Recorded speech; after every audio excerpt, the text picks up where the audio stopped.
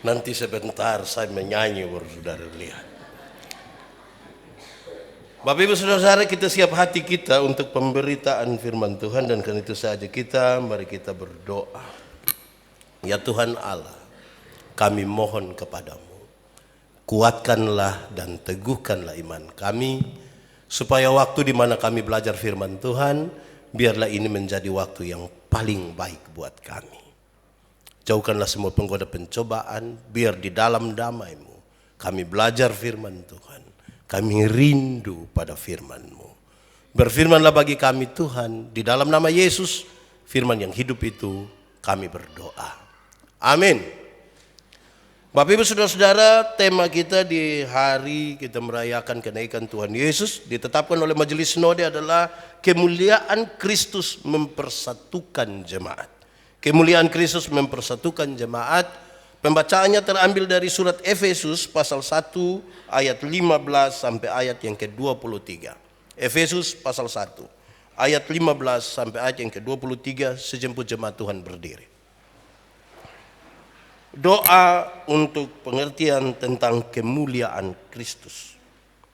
Karena itu, setelah aku mendengar imanmu dalam Tuhan Yesus dan tentang kasih-Mu terhadap semua orang kudus, aku pun tidak berhenti mengucap syukur karena kamu, dan aku selalu mengingat kamu dalam doaku dan meminta kepada Allah Tuhan kita Yesus Kristus, yaitu Bapa yang mulia itu, supaya Ia memberikan kepadamu roh hikmat dan wahyu untuk mengenal Dia dengan benar, dan supaya Ia menjadikan mata hatimu terang, agar kamu mengerti pengharapan apakah yang terkandung dalam panggilannya, tetap betapa kayanya kemuliaan bagian yang ditentukannya bagi orang-orang kudus, dan betapa hebat kuasanya bagi kita yang percaya sesuai dengan kekuatan kuasanya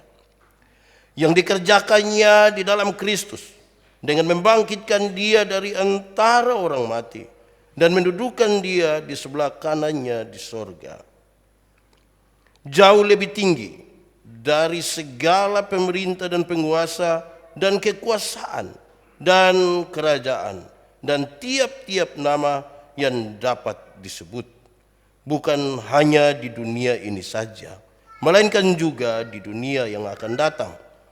Dan segala sesuatu telah diletakkannya di bawah kaki Kristus, dan Dia telah diberikannya kepada jemaat sebagai kepala dari segala yang ada. Jemaat yang adalah tubuhnya, yaitu kepenuhan Dia yang memenuhi semua dan segala sesuatu. Demikian firman Tuhan. Berbahagia setiap orang yang mendengar firman, memelihara dan melakukan dalam hidupnya setiap hari. Haleluya. Haleluya, haleluya, haleluya. Mari silakan duduk semuanya. Bapak Ibu Saudara-saudara, shalom. Lebih kuat sedikit, shalom. Hari ini saudara-saudara kita merayakan lagi kenaikan Tuhan Yesus ke sorga. Pasti tentunya kita mau tanya, apa makna dari kenaikan Tuhan Yesus ke sorga? Kalau kita bertanya Tuhan Yesus naik ke sorga untuk apa? Dia menyiapkan tempat bagi saya dan saudara. Amin. Oke, berarti mati pasti masuk. Sudah yakin? Betul-betul yakin? Nah, baik sudah kalau saudara yakin. Tapi itu sesuatu yang baik, meyakini mati masuk surga. Orang tanya, Pak Pendeta Yandi yakin mati masuk surga? Iya, Tuhan Yesus bukan saja mati dan dibangkitkan bagi saya, tapi menyiapkan tempat bagi saya di surga. Mati masuk surga? Iya, kenapa? Ada orang dalam di surga. Di dunia kita butuh orang dalam kok. Betul ke tidak? Betul ke tidak? Di dunia butuh orang dalam ke tidak? Di Kementerian Agama ada orang dalam. Di dunia saja kita butuh orang dalam, apalagi mau masuk surga. Tapi bersyukur bahwa orang dalam kita ialah siapa? Tuhan Yesus. Tuhan Yesus. Baik, Tema kita itu saudara-saudara berkaitan dengan kemuliaan Kristus yang mempersatukan jemaat. Mulia. Kemuliaan itu berkaitan dengan kedudukan yang tinggi, tetapi di dalamnya ada kasih dan pengorbanan. Sehingga orang bilang mulia sekali. Kedudukannya sudah tinggi, dia sudah sangat terhormat, tapi penuh kasih, penuh kesetiaan, penuh pengorbanan. Mulia sekali. Kemuliaan yang seperti itu sekiranya membuat jemaat menjadi bersatu. Tapi saudara-saudara, jemaat Tuhan hari-hari ini sangat terbiasa dengan ini. Kalau saya tanya, Shalom, jawab. Shalom. Ada sukacita? Beri kemuliaan bagi nama Tuhan. Kenapa saya omong ini saudara? Karena hari-hari ini kita dibiasakan kalau bilang kemuliaan bagi nama Tuhan, semua langsung. Seolah-olah kemuliaan itu, padahal kemuliaan bukan orang kasih gol saja. Kemarin yang Indonesia lawan apa itu? Oh, nonton juga? Waktu gol kan kita semua kemuliaan itu. Tidak. Kemuliaan jauh lebih besar dari itu. Dan untuk itu saudara, saya pilih pembimbing tadi. Dalam hal inilah Bapakku dipermuliakan. Yaitu jika kamu berbuah. Bukan jika kamu tepuk tangan. Kalau saudara tepuk tangan, tapi kalau tidak berbuah, Allah tidak dimuliakan. Kalau Allah tidak dimuliakan, bagaimana kenyataannya nanti dengan persekutuan jemaat yang menjadi harapan dari tema ini. Saya kira itu hal yang serius. Saudara-saudara, bahkan kadang-kadang sejumlah orang sangat terlena pada kebiasaan, pada lingkungannya. Hampir-hampir dia tidak mau keluar lagi dari itu untuk melihat, menikmati, dan berbagi sesuatu yang lebih indah dengan orang lain. Saya tadi malam baca satu cerita lama, ada satu kisah yang saya rasa ini agak lucu juga. Ada dua anak kecil, mungkin karena mereka terlalu sering menonton sinetron. Maka ada satu anak kecil, satu laki-laki, taruh saja namanya Anto, dan satu. Kalau ada yang nama Anto, ini kan anak kecil, yang di sini kan besar, bukan? Ada yang perempuan namanya Clara. Mereka anak-anak SD kelas 1. Clara ini cantik sekali. Singkatnya, rupa-rupanya masih kecil, tapi Anto itu jatuh hati sama Clara. Nah itu. Anto itu cinta sekali, jatuh hati. Suatu hari karena tidak bisa tahan lagi, dia ingin mengatakan kepada Clara, Clara, aku suka padamu. Tapi sayang, kita kan masih kecil. Tapi sudahlah. Engkau tahu dari sekarang, nanti besok-besok ketika kita dewasa, kita dua menikah ya. Jadi untuk menikah 30 tahun ke depan dia kasih tahu sekarang. Ini luar biasa toh. Ini betul-betul kekal ini, cukup panjang. Nanti kalau dewasa kita menikah ya. Dengan wajah yang sedikit merona, Clara menjawab, Anto. Jangan sampai dia nama Anto.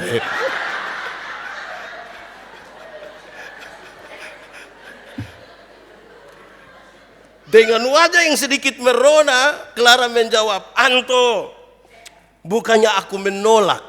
Bukannya aku menolak. Aku sih mau saja. Tetapi dalam keluarga kami hanya menikah dengan kerabat sendiri. Dalam keluarga kami hanya menikah dengan kerabat sendiri. Contohnya? Iya. Paman menikah dengan bibi. Kakek menikah dengan nenek. Dan bahkan papa menikah sama mama. Anto kan bukan kerabat kami. Saudara tertawakan, saudara bukan Anto. Tapi saya ingin sampaikan saudara-saudara, kadang-kadang karena kita sangat-sangat lugu, kita tidak bisa melihat sesuatu yang lebih luas daripada apa yang kita lihat hari ini. Dan lebih besar dari yang Tuhan kerjakan hari ini. Ada banyak orang bekerja hanya untuk kepentingan hari ini di sini. Dan hal-hal yang menyangkut dengan kekekalan diabaikan begitu saja dan tidak peduli dengan hal itu. Baik saudara-saudara, saya kira sama-sama kita tahu bahwa kondisi jemaat di Efesus itu sangat penting untuk menjadi alasan kenapa Paulus mengirim surat bagi mereka. Paulus meninggalkan mereka, padahal Paulus tahu mereka jemaat kecil, tidak punya pengaruh sosial dan politik yang besar. Apalagi di dalamnya paling tidak saudara-saudara, ada kondisi di mana mayoritas orang-orang Yunani didorong begitu rupa untuk menerima minoritas dari orang-orang Yahudi. Yunani dalam kelompok yang besar didorong, diminta untuk menerima orang-orang Yahudi yang lebih sedikit. Pasti kalau Yahudi nanti di dalam berkaitan dengan adat istiadat, kebiasaan-kebiasaan mereka. Tetapi sekaligus juga saudara-saudara, kondisi waktu itu adalah Paulus sadar benar bahwa jemaat harus diberikan kekuatan. Selalu harus disampaikan. Supaya mereka makin kuat dan makin teguh. Untuk menyembah hanya kepada Kristus Yesus Tuhan. Dan tidak menyembah kepada dewa Artemis, dewa kesuburan. Apalagi menyembah kepada raja. Untuk dua hal inilah disampaikan. Supaya jemaat tetap kuat. Jemaat, kamu jangan lupa supaya menyembah Tuhan. Tetapkan hatimu untuk Tuhan dan menyembah Dia. Itu jauh lebih baik dari semua hal. Kamu untuk apa menyembah dewa Artemis itu? Kamu menyembah kaisar mungkin karena kamu dalam ketakutan saja. Tapi mereka harus disampaikan terus menerus. Dalam pembacaan tadi saudara, ini bagian dari doa Paulus. Dia berdoa, dia menginginkan sekali saudara-saudara supaya dalam kehidupan jemaat itu tercermin pekerjaan-pekerjaan Roh Kudus. Jemaat sudah berkumpul dan beribadah sudah baik. Jemaat melakukan hal-hal yang berkaitan dengan hal-hal liturgi sudah baik.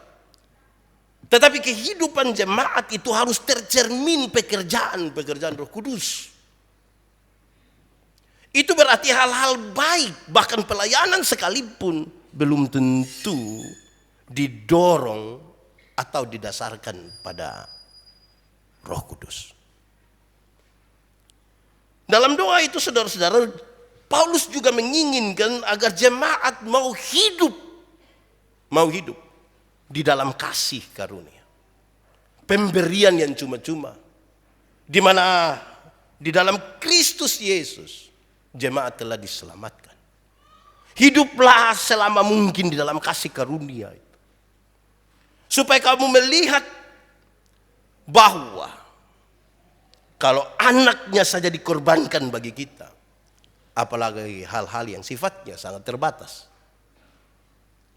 Atau lebih dari itu saudara-saudara, supaya jemaat jangan jatuh kepada tipu muslihat iblis.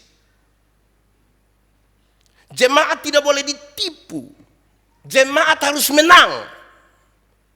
Tidak boleh yang salah disebut salah, diikuti salah. Yang benar itu yang harus diikuti. Sebab setiap kali yang benar itu dibelokkan sedikit, maka dia menjadi tipu. Dan bagi Paulus, itu pekerjaan iblis. Itu pekerjaan iblis. Di mana-mana saya tanya orang, tipu itu boleh kok tidak? Boleh jawab. Tipu boleh kok tidak? Tipu boleh kok tidak? Kalau untuk kebaikan kita tipu boleh?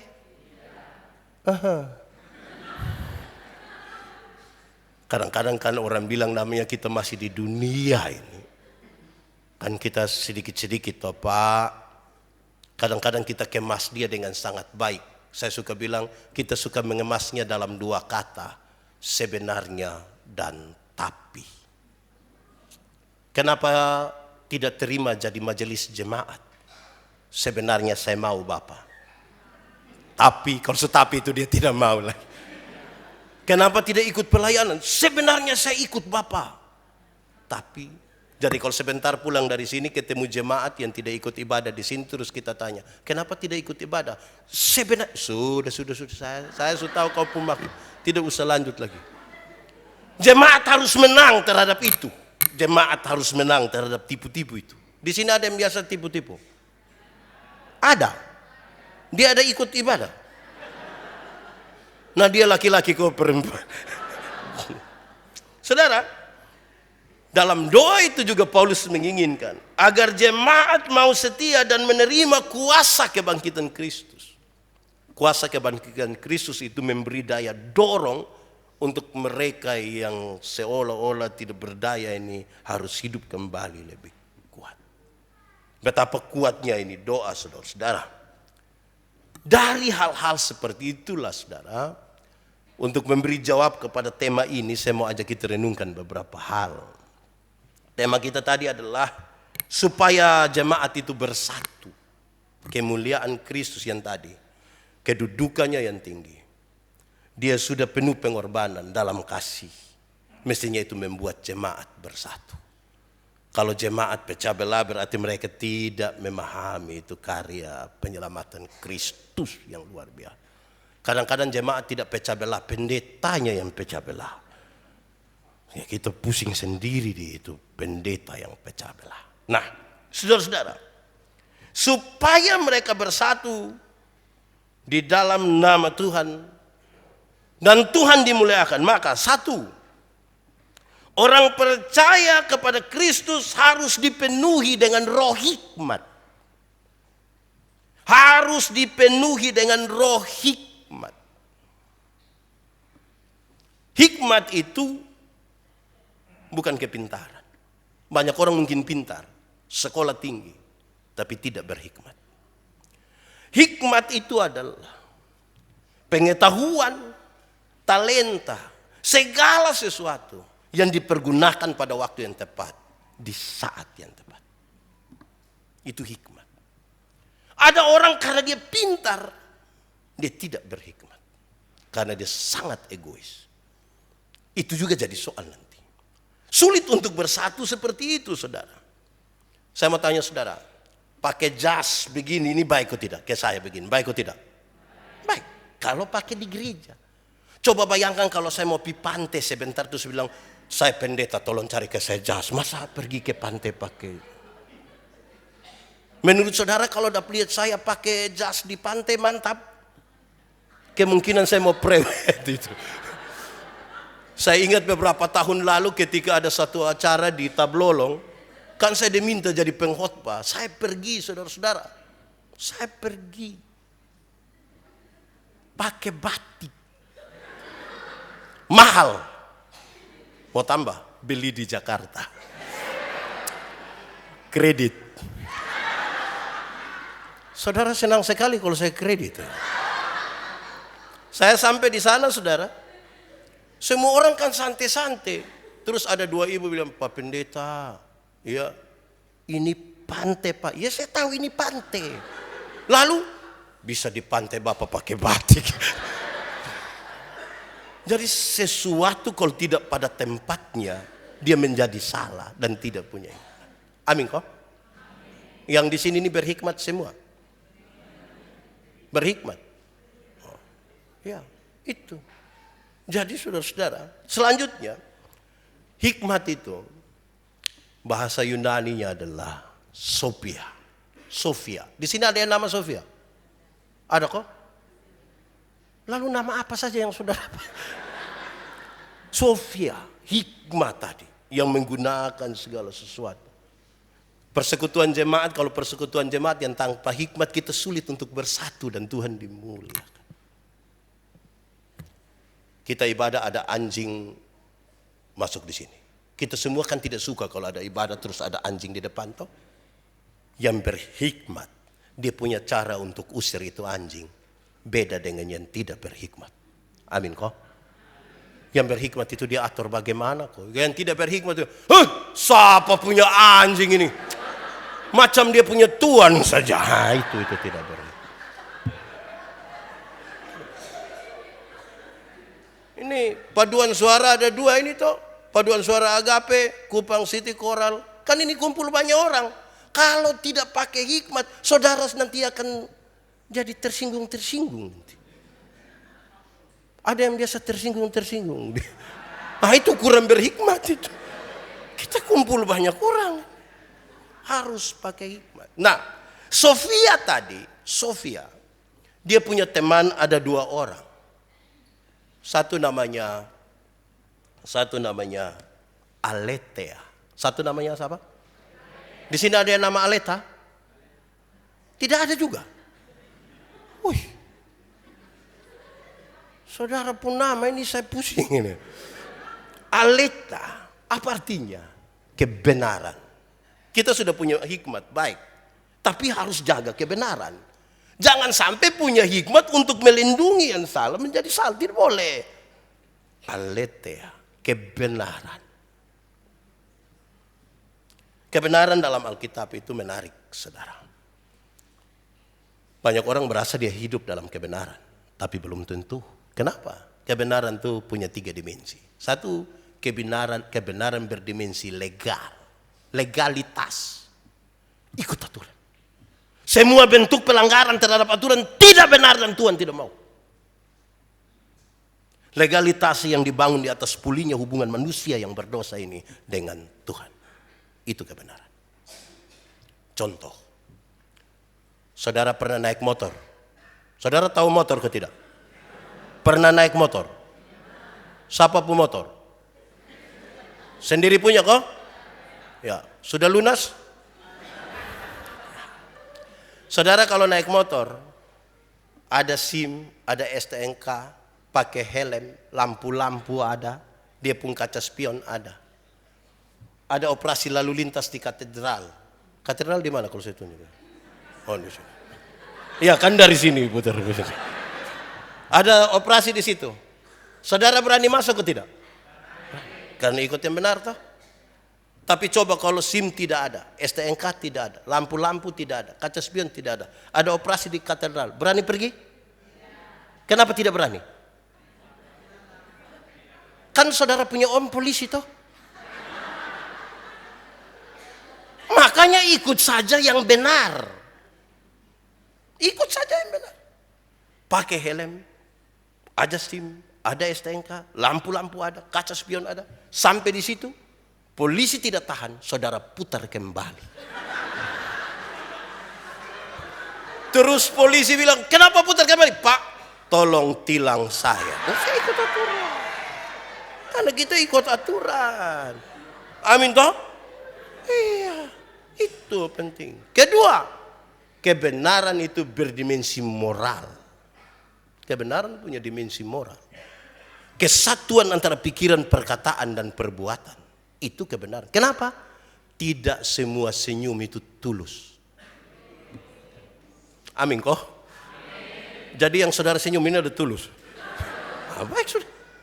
Kita datang, kita bilang shalom. Semua bilang shalom. Kita lewat warna.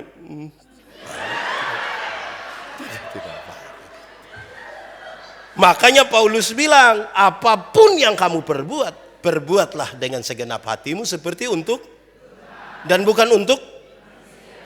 Itu kebenaran. Ketiga, kebenaran itu punya dimensi. Kebenaran itu punya dimensi sosial. Sosialitas. Sebuah kepekaan untuk turut mengambil bagian dalam penderitaan orang lain. Solidaritas. Kita mau membangun sebuah persekutuan tanpa solidaritas bagaimana? Harus solider. Yesus mati bagi kita bentuk solidaritas. Dan setiap orang yang percaya kepadanya butuh solidaritas. Nah itu kebenaran. Sofia, dia pun teman satu tadi nama siapa? Mantap. Ya, Aletea, kebenaran. Benar dan betul sama kok beda? Benar dan betul sama kok beda? Beda kok sama? Sama kok beda? Sama. Benar itu bisa berarti betul, betul bisa berarti benar. Tapi dua kata yang sama ini sama-sama diberi awalan ke dan akhiran an. Benar akan jadi? Betul akan jadi? Masih sama artinya? beda. Kebenaran arti lain, kebetulan arti lain. Sekarang saya mau tanya, kalau saudara ikut ibadah hari ini di sini, kebenaran atau kebetulan? Kebenaran Saya kira memang kebetulan, tidak ini kebenaran. Mantap. Kalau Tuhan Yesus mati bagi kita, kebenaran atau kebetulan? Kalau Tuhan Yesus naik ke surga siap tempat bagi kita, kebenaran atau kebetulan? Kalau kita kulit hitam, kebenaran atau kebetulan? Karena ini penting bagi merawat sebuah kebersamaan. Jangan sampai yang kulit putih mau bergaul saja dengan yang kulit putih. Mau bersatu bagaimana kalau bersatu menurut warna kulit? Kalau kita rambut keriting, kebenaran atau kebetulan? Mantap sudah. Kebenaran. Tuhan tidak pernah salah. Teman yang kedua, tadi dia pun teman pertama nama siapa? Tapi teman yang kedua namanya Agatha. Apa? Nama apa? Di sini ada yang nama Agatha? Tidak ada juga. Woi, tidak ada ini nama-nama orang. Agatha tidak ada. Resti ada.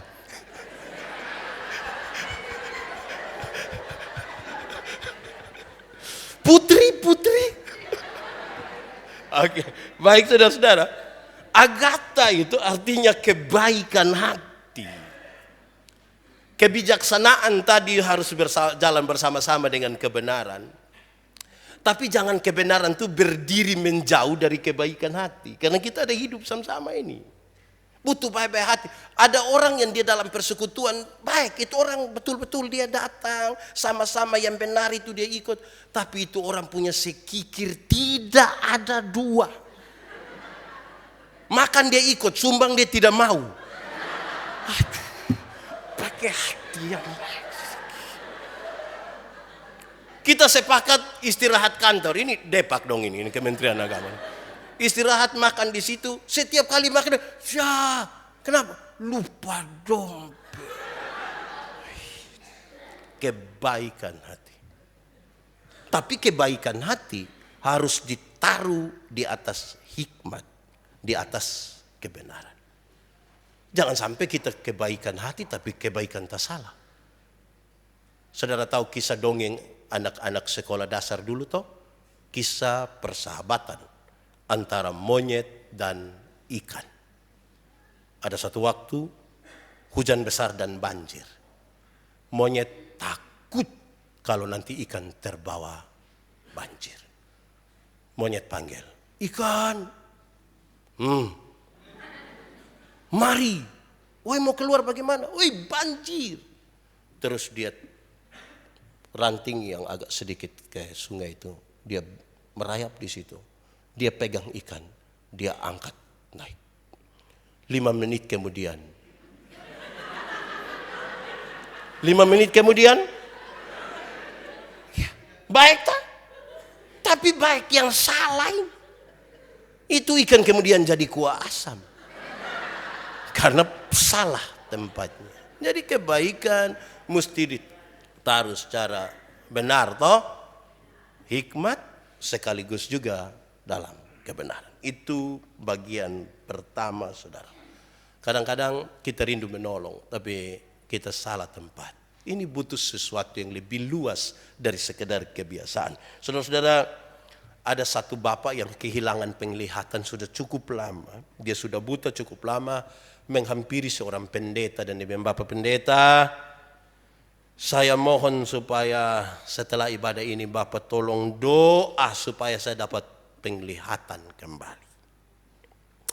Terus Bapak pendeta bilang, baik. Saya akan berdoa. Tapi bolehkah saya bertanya? Oh iya, kenapa? Bapak datang ke sini nih, Bapak jalan bagaimana bisa sampai sini?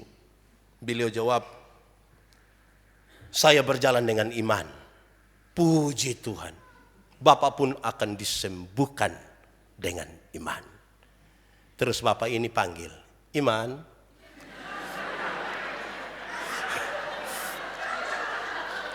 Iman. Ada yang jawab, iya Bapak. Nah, kenapa selama ini nak tidak kasih tahu kalau anak bisa sembuhkan penyakit? Oh dia datang tuh iman nama orang. Iman tadi. Ya. Kira-kira begitu ya. Maksudnya saudara, supaya kita lebih di situ. Kenapa? Gereja, jemaat yang bersatu dalam kemuliaan Tuhan itu adalah jemaat yang beriman. Yang melakukan kebenaran tadi, yang melakukan dengan hikmat, yang melakukan dengan kebaikan hati, harus dengan iman. Supaya tulus dan nama Tuhan dipermuliakan. Karena yang baik tadi itu belum tentu dibangun di atas iman. Ada orang baik kok tidak? Banyak. Percaya kepada Tuhan? Belum tentu. Ini lagi sedikit, ini tahun baik-baik gini. Orang semua baik-baik, kasih ini, kasih itu, baik-baik semua. Iya, tapi beriman menjadi sebuah catatan yang sangat-sangat penting. Kenapa saudara-saudara? Karena kita hidup dalam sebuah persekutuan jemaat dengan dinamika yang tinggi sekali.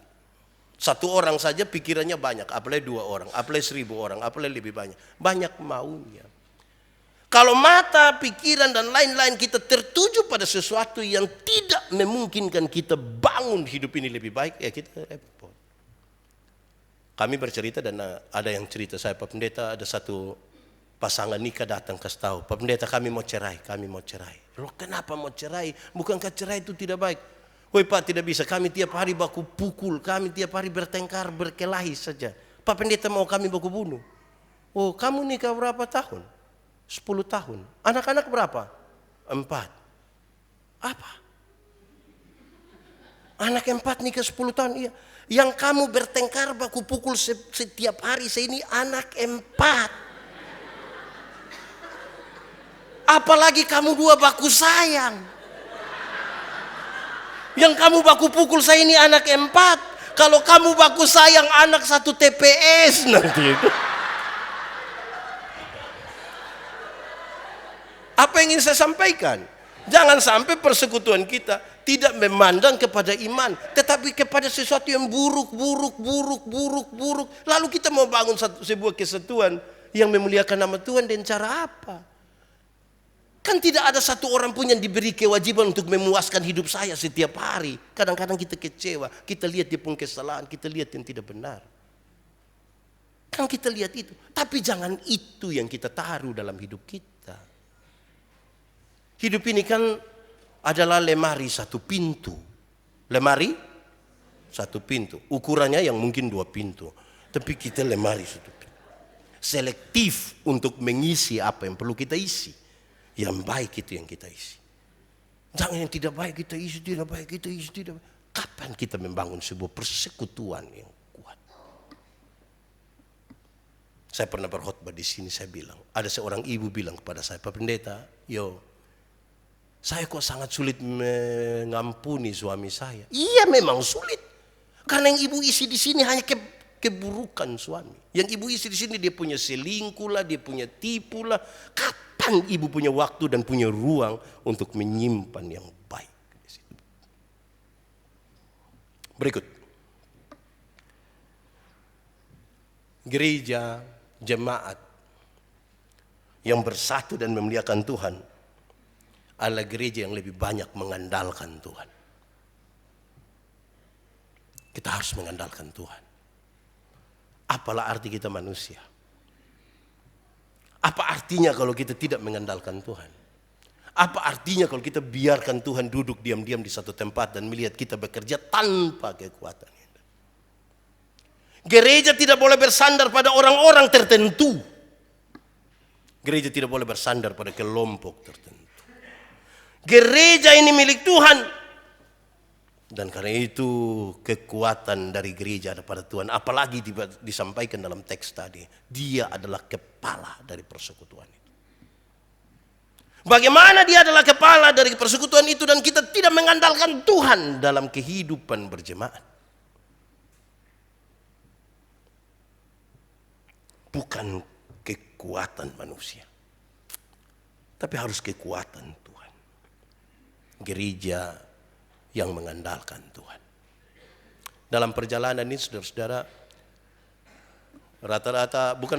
seluruh jemaat di Gemiti yang begini banyak ini, di tahun ini akan pemilihan majelis jemaat. Yang menarik di banyak tempat. Di banyak tempat itu kalau dorang proses mau pilih majelis itu luar biasa. Separuh bilang pilih dia Pak. Kenapa? Dia yang ada mobil Pak. Supaya kalau ada acara kan tinggal pakai dia punya mobil. Oh ini kita susah lah kekuatan ini. Ini kekuatan. Tuhan mencari orang-orang yang mau. Bahwa kemudian kalau dia mampu itu soal lain. Tapi pertama mesti mau dulu. Supaya apa?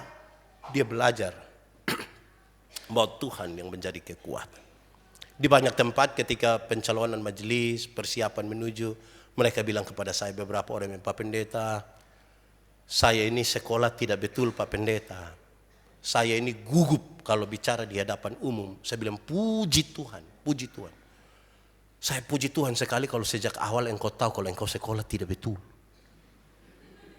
Sejak awal engkau tahu kalau engkau gugup bicara di hadapan umum. Supaya apa? Supaya engkau belajar bersandar kepada Tuhan. Bayangkan kalau yang dicalonkan datang dia bilang tenang kecil, khotbah kecil.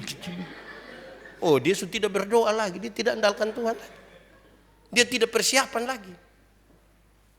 Karena itu memang mengandalkan Tuhan tuh kita mengerjakan yang kita punya, selebihnya Tuhan kerjakan. Ketiga,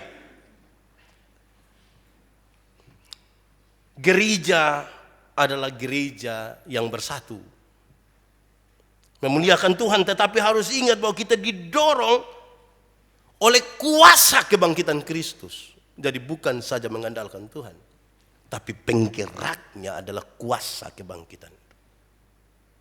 Berkali-kali di mana-mana saya katakan, Injil itu pembebasan. Dalam berita pembebasan mereka yang mau mati itu dibangkitkan untuk semangat dan hidup lagi. Mereka yang sudah tidak berdaya mendapat sebuah kekuatan baru karena kebangkitan Kristus. Mereka mau maju. Mereka mau hidup lebih baik. Digerakkan oleh apa? Kuasa kebangkitan. Jika Kristus tidak bangkit, sia-sialah imanmu. Supaya apa?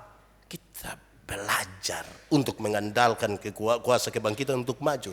Tadi di bagian sebelum ini kan saya bicara tentang mengandalkan Tuhan berkaitan dengan ada bagian kita tapi ada bagian Tuhan. Tapi selebihnya dalam aktivitas orang-orang bergereja yang bersekutu mesti didorong oleh kuasa kebangkitan Kristus.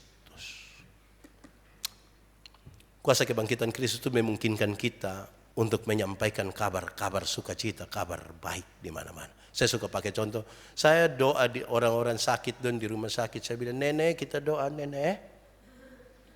Tapi mungkin saya doa habis nenek sudah mati. Tapi nenek mati masuk surga. Kita jelaskan kenapa dia mati masuk surga. Pak Pendeta mati hari ini atau besok sama. Hidup Tuhan yang kasih. Bahkan berhadapan di lorong-lorong kematian pun dia masih punya harapan yang kuat. Ada anak muda datang bilang kepada saya, Pak Pendeta, saya rasa saya orang paling berdosa di dunia. Adik, Pak Pendeta juga orang berdosa. Tapi kasih Tuhan lebih besar dari kita dua punya kesalahan. Dia jadi semangat. Bayangkan kalau dia datang dia bilang, Pak Pendeta, saya rasa saya manusia paling berdosa. Iya saya lihat engkau pemuka-muka berdosa ini, saya sudah lihat. Engkau ini kalau tidak bertobat nanti kaki tangan patah buang semua. Ini berita apa? Kita suka tahu kaki tangan patah ini sebentar dia mau keluar di pikiran ini. Jadi bawa berita yang baik-baik gitu. Jangan berita yang kasih takut. Masih banyak kok orang-orang Kristen suka kasih takut orang. Masih ada kok tidak? Yang suka putar film-film neraka kok kasih takut orang-orang itu. Orang nonton habis tapi neraka. Saya tidak takut karena saya masuk surga bukan karena takut hukuman di neraka. Saya masuk surga kan Tuhan Yesus mati ganti saya. Bukan takut. Itu hari saya kan bilang, ibu-ibu. Di sini ibu-ibu 10 saja. Ibu-ibu. Kasih makan anak-anak yang umur 1,5 tahun itu gampang kok susah? Susah kan? Lari-lari ikut-ikut sampai terai ibu. Ini anak pun tidak bisa mengerti orang tua sedikit. Anak umur 2 tahun suruh mengerti dia pu mama yang 38. Tidak bisa kasih makan, bukan om baik adik makan. Tapi dia bilang, makan itu om dah. Wah. Ini anak besar dalam ketakutan. Itu bisa. Di paduan suara ada, tidak semua akan menyanyi langsung jadi toh. Kecuali sih. Jadi kalau dia salah jangan langsung, lu jangan tampil lagi. Jangan begitu. Kasih keyakinan untuk dia hidup toh. Daripada dia mentegur-tegur saya ini kerasa tidak berharga dia. Itu bukan persekutuan. Malam-malam kalau anak belum bisa tidur itu kan kasih dia baik-baik. Ade bobo ya, bobo biar besok bangun lebih tempo toh, biar bangun lebih segar. Papa mama sudah lelah nih, ayo bobo ya. Ade belum bobo, papa mama bobo duluan nanti, ayo. Tapi kasih dia baik-baik. Ini anak belum tidur, dorang 2 suami istri sepakat kasih mati lampu. Terus dia punya bapak keluar dari pintu belakang menuju jendela kamar. Terus dia pun bapak garu jendela. Dia punya mama sengaja kaget. Om, ade subobo om. Ini keluarga tipu-tipu namanya. Iblis menang atas saudara-saudara. Kasih tahu dia baik-baik. Ya.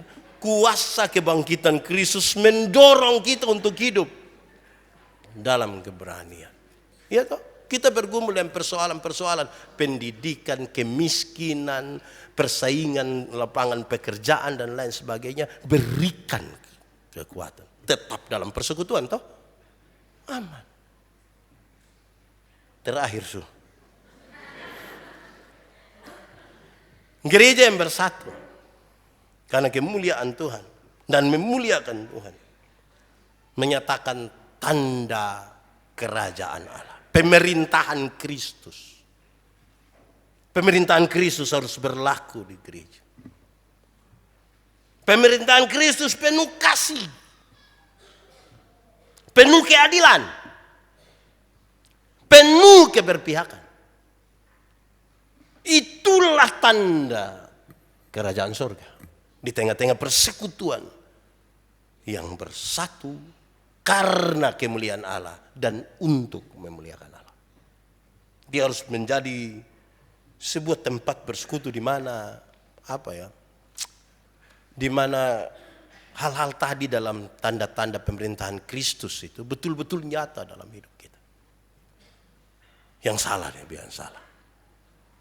Tapi kadang-kadang memang saudara, persekutuan yang bisa saja menjadi salah. Ketika kita berusaha begitu rupa hanya untuk memuaskan orang-orang. Memuaskan jemaat. Kita justru menjadi salah dan bukan tanda-tanda Kristus yang nampak di sana. Ada satu anak datang ketemu pendeta mengaku, Pak Pendeta, saya sudah terlanjur curi orang punya ayam, Pak Pendeta. Apakah Bapak mau terima ini ayam kok, Pak Pendeta? Pak Pendeta bilang, jangan. Lu jangan bawa saya dalam pencobaan, saya tidak mau ini. Lalu, engkau harus mengembalikan itu ayam. Tapi Pak, pemiliknya tidak mau saya kembalikan lagi. Ya sudah, kalau dia tidak mau, yang penting yang suka tahu begitu, dia tidak mau, engkau dapat saja. Baik, terima kasih Bapak. Waktu pendeta pulang dia hitung dia pu ayam kurang 1. Ternyata dia ambil pendeta punya ayam. Jadi dia politisir itu kalimat begitu rupa. Sampai pendeta bilang jangan di saya, engkau dapat saja. Jadi kadang-kadang itu bisa dipolitisir begitu rupa untuk dia punya mau. Itu tidak boleh. Nah, saudara-saudara, kita butuh itu supaya betul-betul dalam kesatuan kita bersama dengan Kristus, tanda-tanda kerajaan itu ada dalam keadaan apapun, kondisi kita seperti apapun, nama Tuhan dipermuliakan. Amin kok? Mantap. Nanti segera setelah ini Waktu saya tahu kemarin bilang Ibu Dirjen dan teman-teman rektor ya IKN seluruh Indonesia hadir, saya Pak Harun telepon, saya bilang tolong kasih tahu Ibu Dirjen ya, kita menyanyi untuk menyatakan tanda-tanda kerajaan Allah di sini.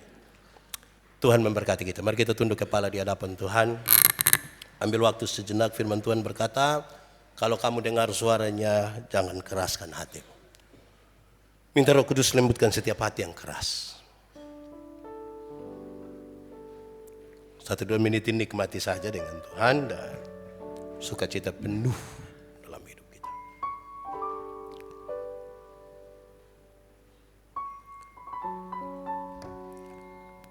Tuhan Yesus, terima kasih banyak.